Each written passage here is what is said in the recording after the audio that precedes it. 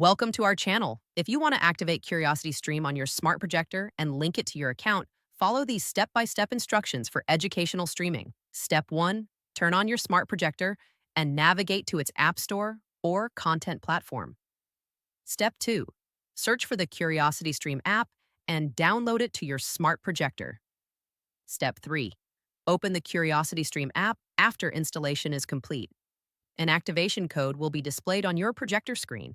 Step 4, using a computer or mobile device, open a web browser and visit curiositystream.com. Activate. Step 5, log in with your CuriosityStream account email and password. If you don't have an account, create one first. Step 6, enter the activation code shown on your projector screen into the website field provided. Step 7, click the Activate or Link Device button to connect your smart projector to your CuriosityStream account. Step 8, return to your smart projector and the CuriosityStream app will refresh automatically, giving you access to thousands of documentary films and series on various topics.